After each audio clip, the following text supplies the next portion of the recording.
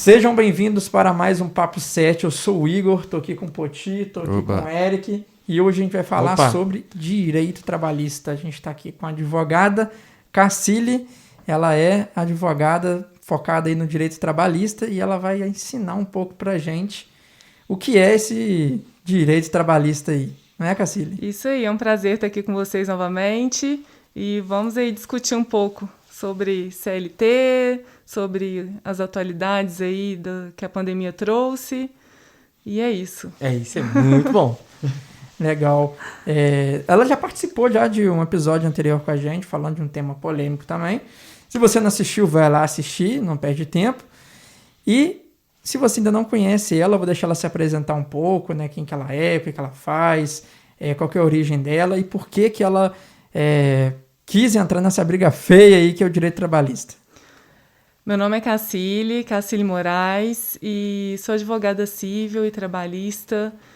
E o direito do trabalho sempre me encantou. Eu prestava concursos para a área trabalhista, Tribunal Regional do Trabalho, e sempre me encantou de ver essa luta assim, dos empregados, né, contra patrões, tentando alcançar direitos dignos, tentando ter sua dignidade, e isso é importante. E diante de tantas alterações, a gente tem visto que cada dia mais o direito do trabalho ele tem que ser valorizado, os empregados precisam ser mais valorizados, e é isso. Bacana, e top. E uma coisa que a gente estava conversando antes é sobre a história, né, da lei trabalhista. Sobre a história. Começou lá atrás com a Revolução Industrial, né, em torno de 1760, porque antigamente os empregados eles dominavam toda a técnica, né, era manual, eles dominavam todo o processo de fazer, né, as coisas. E veio surgindo a Revolução Industrial, surgiram as indústrias. Com isso, os empregados foram saindo da área rural e perdendo esse contato com todo o processo de produção. Então, foram para as indústrias e lá começou, né, a ter a exploração do trabalho, as empresas eram insalubres, horários de trabalho longos de 16 horas, exploração de crianças, de mulheres, até crianças. Tanto que se você pegar fotos assim daquele período, havia muitas mulheres e crianças, né, na fábrica. Que era a mão de obra mais barata, se não me engano, Que né? era a mão de obra mais barata. Então, assim, os empregados eram muito explorados lá atrás, foram muito explorados. E até o Charlie Chaplin, que eu cheguei a falar com vocês naquele filme Tempos Modernos, ele retrata bem essa situação, né? Então, na Revolução Industrial teve também o modelo Fordismo e Taylorismo, que é aquela divisão bem nichada, né, dos trabalhos, quando determinadas pessoas apertam parafusos, outras fazem outro tipo de trabalho, e só faz aquilo, você não tem mais o controle da produção toda. Então, o Charlie Chaplin retrata bem nesse filme Tempos Modernos, quando ele, de forma até cômica, né? Quando você assiste, ele é bem engraçado, bem divertido. Ele ficava apertando os parafusos nas fábricas e quando ele saía da fábrica, ele continuava apertando os parafusos, que de tanto que ele fazia aquilo, ele não aguentava mais. Mas o que mostra, assim, uma exploração do trabalho, né? Legal. E aí você me falou disso aí. Eu lembro que uma história que fala que as crianças elas eram usadas nessas máquinas, não, nessas empresas têxteis, né? Porque tinha aquela máquina de tear e tinha tipo uma bobina assim que ficava passando na frente assim, e de vez em quando ela travava. E a única mão que conseguia ir lá embaixo e destravar o negócio era a mão de uma criança. Só que essa bobina passava na velocidade tão alta que a criança cortava a mão, cortava o dedo. Gerava inúmeros acidentes, né, de trabalho, e a pessoa depois do acidente muitas vezes ficava inválida, não conseguia retornar. Exatamente. Perdia o seu posto de emprego, né?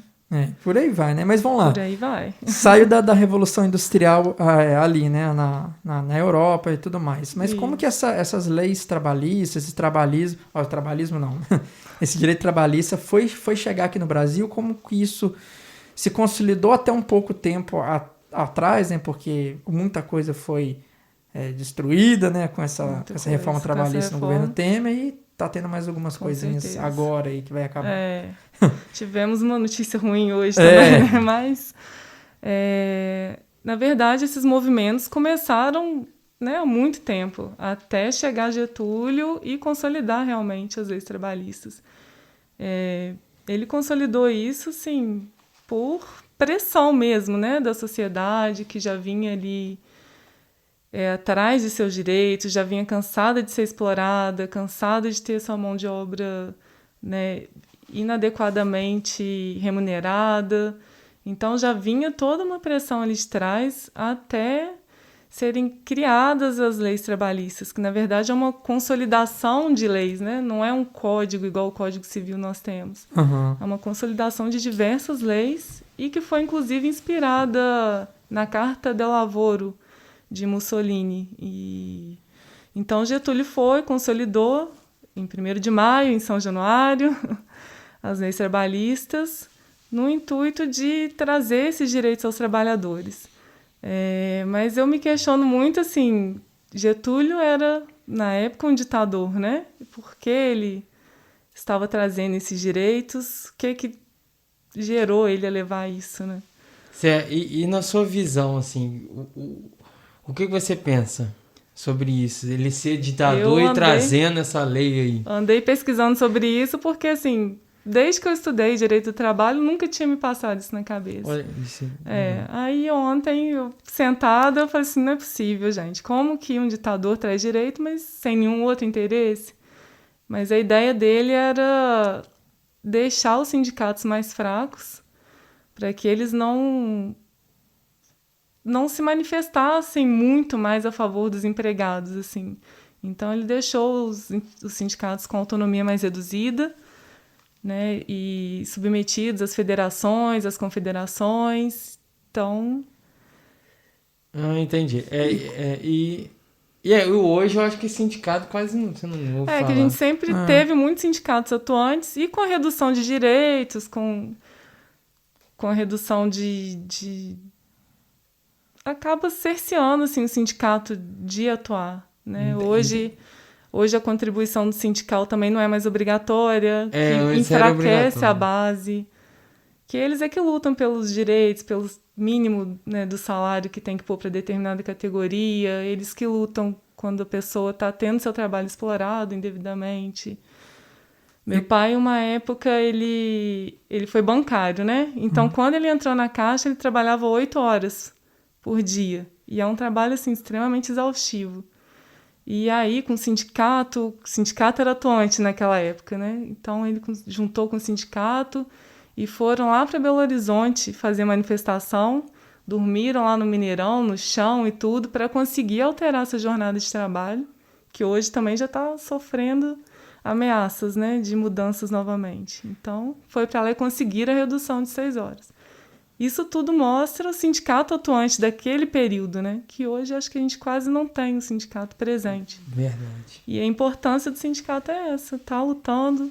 Então Getúlio, quando trouxe essas leis, ele dificultou um pouco a atuação desses sindicatos. E você falou sobre que é só uma consolidação e não é um código, né? Não é um código. E qual que é a diferença entre os dois? Igual o Código Civil eles foram pegando pedaços de outras consolidações já existentes, no caso do direito do trabalho, teve a base na Carta de Lavoro, né, de Mussolini. Então, vai pegando e vai juntando ali. Assim, forma-se um código com direitos, mas não é exclusivamente feito para aquela categoria, assim. Entendi. Mas tem os direitos, tudo certinho, né? E é isso. Coloca ali, mas não é aquela coisa... Ali, mas não é um código, igual o Código Civil, o Código de Processo Civil, o Código Penal. É uma consolidação que teve várias inspirações, digamos assim, né? E colocaram ali. E, enfim, né? E depois a gente passou aí por esses períodos aí da ditadura, entra governo, sai governo.